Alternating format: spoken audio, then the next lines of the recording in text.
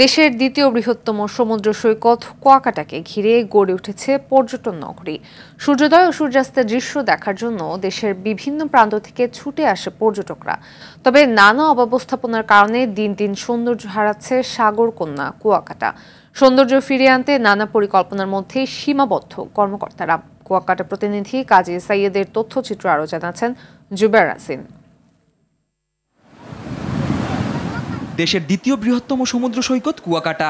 সারা বছরই পর্যটকদের আনাগোনা থাকে এই সৈকতে। একই জায়গায় দাঁড়িয়ে সূর্যোদয় ও সূর্যাস্তের মনোরম দৃশ্য দেখার জন্য দেশের বিভিন্ন প্রান্ত থেকে ছুটে আসছে ভ্রমণ পিপাসীরা। কিন্তু বর্ষা মৌসুমে সমুদ্রের ঢেউয়ে বালুক্ষয় হচ্ছে সৈকতের। এরই মধ্যে সমুদ্রে বিলীন হয়ে গেছে সংরক্ষিত বনাঞ্চল ও বেশ কিছু স্থাপনা। এই সমস্যা সমাধানের জন্য সৈকতের 0 পয়েন্টের 2 কিলোমিটার জুড়ে জিও টিউব ও জিও ব্যাগ দেওয়া হয়েছে।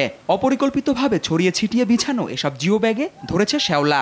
এতে প্রতিনিয়ত দুর্ঘটনার শিকার হচ্ছে পর্যটকরা।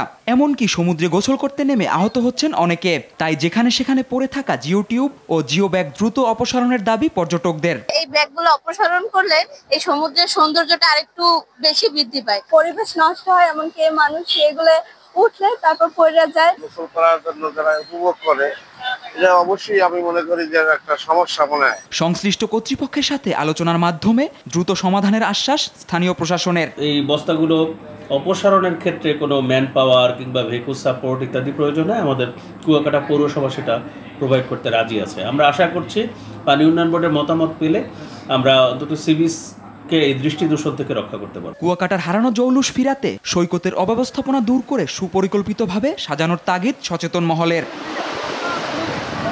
জুবায়ের রাজিন, আর টিভি।